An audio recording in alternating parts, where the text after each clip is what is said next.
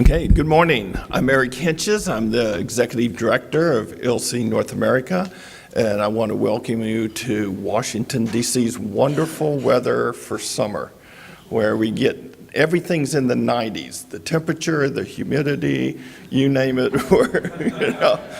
we've got it covered on there. So what I want to do is just quickly go over sort of the first half of the year, and I'd like to start with talking about ILSI and our philosophy. Many of you are part of the programs and have been for a long time, but some of you are newer to the program. So we are a nonprofit scientific foundation, and our focus is on nutrition, quality, safety, risk assessment. These are the major scientific discipline areas that we work in. And our philosophy, ILSI will be 40 years old this 2018. And the philosophy from the start has been that if you have industry scientists, academic scientists, and government scientists all working together, as it says here, cooperatively with shared responsibility, we are more likely to efficiently and effectively move to solutions that help the health of the public. And so that's who we are and how we have operated for 40 years. Now, this is ILSI North America. There are 17 ILSIs globally, including a research foundation that is here in the Washington area as well, and one global group that deals with toxicology, HESI. And so we are a global network that all working along the same principles and philosophy as we move forward in these areas. So who do we work with? So you heard our philosophy, so this is who we have worked with so far this year. So this is sort of the tally.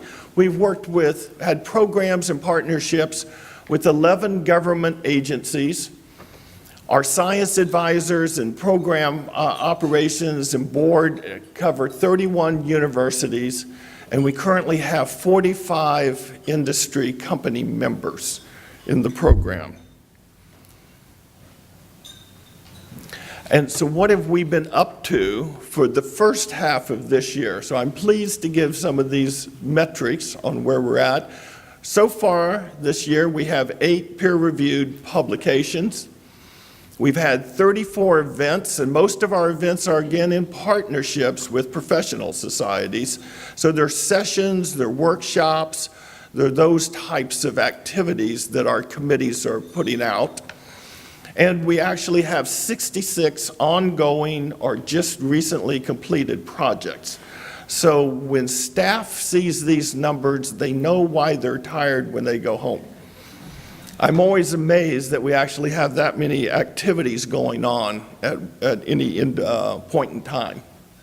So what I want to do is go over just the highlight of a few of these activities that have occurred. And here at the bottom, you can see our website. All of these events, all of these programs and publications are on the website. So if you want more detail, that's where you'll find that. So quickly, one of the first ones is activity, and this was co-hosted with FDA and our Food and Chemical Safety Group.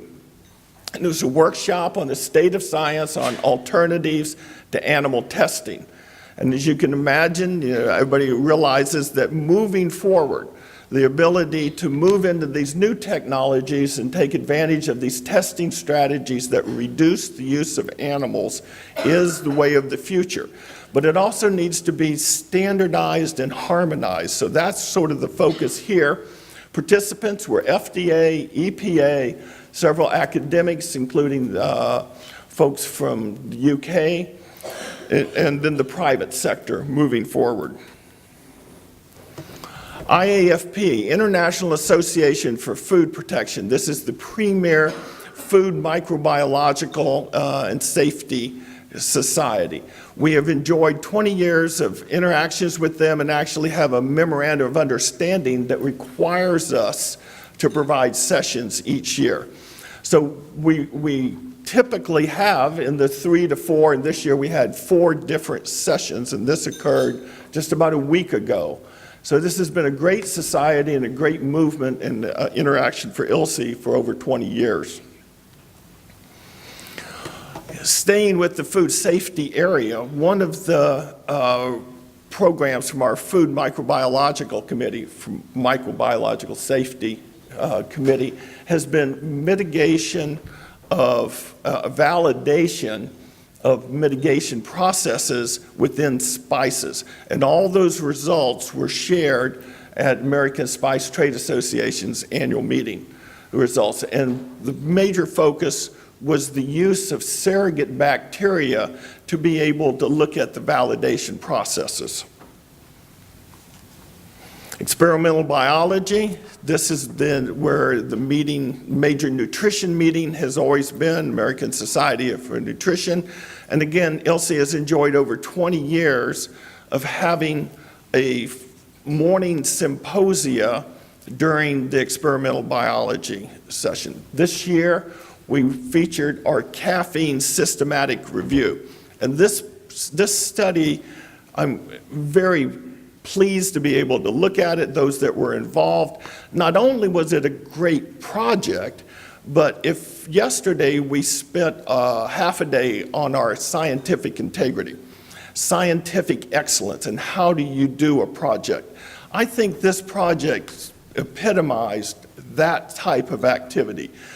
From the very get-go, the design and the concept was shared with regulatory agencies, both FDA and with Health Canada.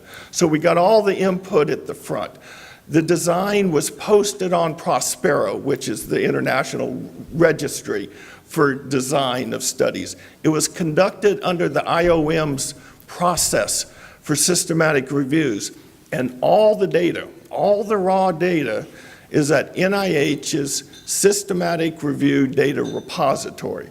So talk about transparency and the way a project should be done.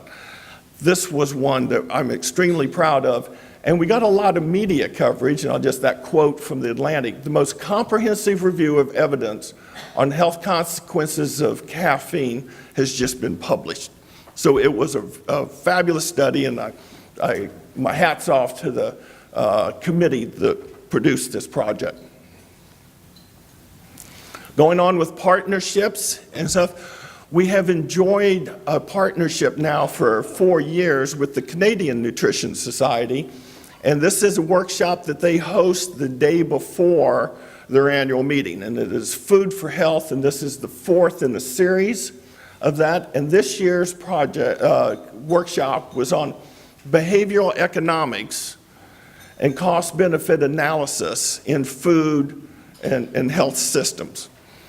And so a great partnership. This is a growing program within that society, and it's great to be a part of it. Vihuni Fiber Conference is another long-standing nutrition activities that ILSI has been part of, and being able to look at the health benefits of fiber, and also question of, is fiber an essential nutrient? And many of you will know that in the regulatory world right now, there is a big discussion on fiber and the definition of fiber and how that will be dealt with in the future. And then I mentioned this scientific integrity program. So 10 years ago, our board of directors initiated a scientific integrity conflict of interest program. And moving forward, we now have what we call our assembly on scientific integrity, and had the first meeting of that group yesterday. But one of the great activities coming out of this program was this consortium that happened on March 2nd.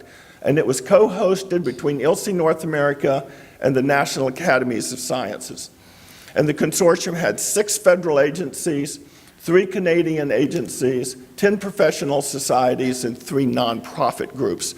And if you're interested at all, Allison, Delia, myself would love to talk to you about where this program is going, because this is a core value to all of our program, is scientific excellence and moving forward with scientific integrity. There will be a set of guiding principles that comes out of this consortium. The manuscript is in development right now. These principles were presented at the World Congress on Research Integrity in Amsterdam earlier, and we'll be moving forward with continuing with these agencies and societies, looking at how do you move this forward in the next 2 years as well. So that's just a snapshot of what's happened so far this year, and I would like to thank all the member scientists, all the science advisors, the government liaisons, all of you who actually make it possible to get these programs forward. So thank you, and Jason, I turn it back to you.